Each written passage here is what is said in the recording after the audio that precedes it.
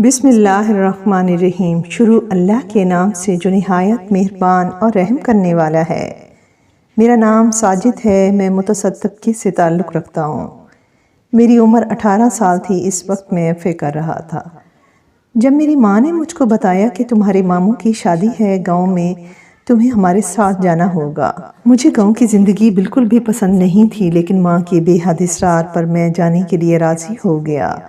میں اور میری ماں اور میری چھوٹی بہن ہم لوگ گاؤں کے لیے روانہ ہو گئے۔ گاؤں میں میری خالہ کے گھر شادی کی وجہ سے بہت گہما گہمی تھی۔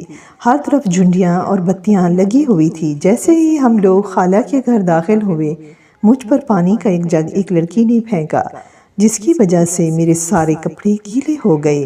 میری ماں، میری خالہ اور میری چھوٹی بہن اور باقی سب کزنز مجھ پر ہنس رہے تھے اور پانی کی وجہ سے میرے سارے کپڑے گیلے ہو چکے تھے اور میں سردی سے کانپ رہا تھا۔ مجھے غصہ بھی بہت آیا تھا، لیکن میرا غصہ یکدم ڈھیلا پڑ گیا جیسے ہی میں نے دیکھا کہ مجھ پر پانی ڈالنے والا کوئی اور نہیں بلکہ میری اپنی بچپن کی کزن ہے۔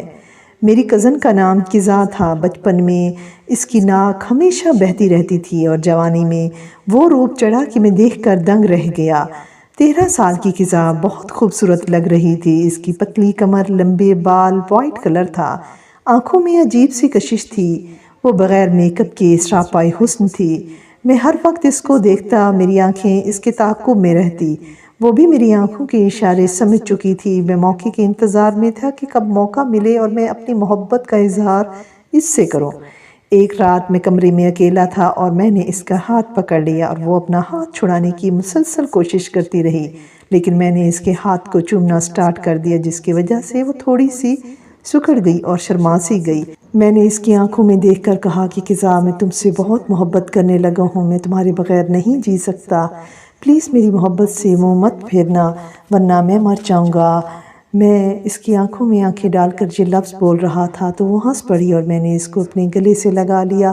اس نے بھی اپنی گرفت مضبوط کر لی۔ دونوں ایک دوسرے کی باہوں میں سما گئے۔ باہر سے کسی کی قدموں کی آہٹ سنی تو فوراً سے ایک دوسرے سے جدا ہو گئے۔ اسے خود سے جدا کرتے ہوئے ایسا لگا جیسے جسم سے روح نکل گئی ہو۔ وہ بھی ہنستی ہوئی کمرے سے نکل گئی۔ شادی کے فنکشن شروع ہو چکے تھے۔ مہندی کا دن تھا۔ کزا کی طبیعت کچھ ٹھیک نہیں لگ رہی تھی۔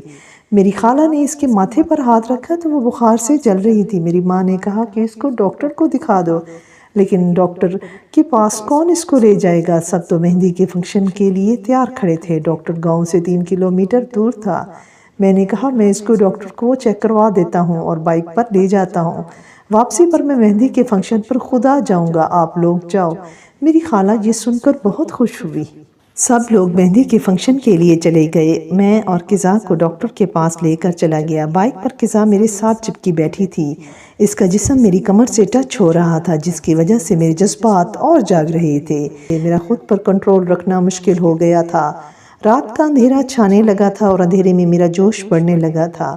میں نے ڈاکٹر کو چیک کروایا اور واپس گھر آنے لگا، لیکن میری نیت بدل چکی تھی۔ میں نے کزا کو کہا پلیز آج کے لیے تم میری ہو جاؤ، مجھے تمہاری بہت ضرورت ہے، میں تمہارے بغیر نہیں رہ سکتا۔ کزا چپ کر کے میری ساری باتیں سنتی رہی اور جواب میں کچھ نہ بولی۔ اتنے میں گھر آ گیا۔ ابھی تک وہ لوگ مہندی کے فنکشن سے واپس نہیں آئے تھے۔ رات کے 10 بج رہے تھے۔ کزا کمزوری کی وجہ سے چل نہیں سکتی تھی تو میں اس کو پکڑ کر اس کے کمرے تک لے گیا اور کمرے میں جا کر بیڈ پر لٹا دیا، اور جیسے ہی وہ بیڈ پر لیٹی میں اس کو کس کرنے لگا۔ وہ خود سے مجھ کو جدا کرنا چاہتی تھی مگر وہ نہ کر سکی۔ میرے جذبات بڑھتے رہے۔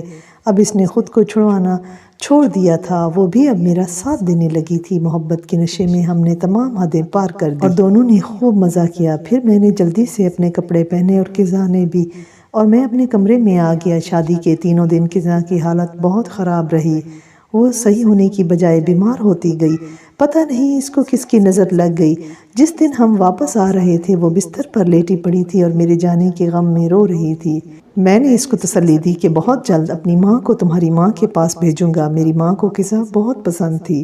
ابھی میری بات مکمل ہی نہیں ہوئی تھی کہ میری امی اور خالہ کمرے میں آ گئی۔ میری امی نے کزا کو پیار کیا۔ میری امی نے اپنے ہاتھ کی انگوٹھی نکالی اور کزا کو پہنا دی اور کہا کہ آج کے بعد تم ہماری امانت ہو۔ جیسے ہی میری بیٹی کی تعلیم مکمل ہوگی میں اپنی بیٹی کو اپنے ساتھ لے جاؤں گی۔ یاسر نے بڑی خوشی سے اپنی ماں کی طرف دیکھا تو ماں بولی، بیٹا میں تمہاری پسند سے واقف ہو گئی تھی، مجھے تو قزا شروع سے ہی بہت پسند تھی۔ قزا بہت خوش ہوئی اور یہ دونوں قزا کو ملتے ہوئے گھر سے نکل پڑے۔ یاسر کو اپنی قسمت پر یقین نہیں ہو رہا تھا۔ محبت اتنی آسانی سے بھی مل جاتی ہے، مگر یہ خوشی 2 پل کی تھی۔ ابھی یاسر اور اس کی ماں اڈے پر پہنچے ہی تھے کہ راستے میں یاسر کے پاس فون آیا، قزا بخار کی وجہ سے اس دنیا فانی سے کوچ کر گئی ہے۔ یہ سن کر یاسر کے پیروں تلے زمین نکل گئی۔ وہ واپس آیا تو قزا کی لاش دیکھی تو سکتے میں رہ گیا۔ آج بھی یاسر اکیلا ہے، قزا کی یاد میں تڑپتا ہے۔ پلیز یاسر کے لیے دعا کیجیے گا، اللہ اس کو سکون دے۔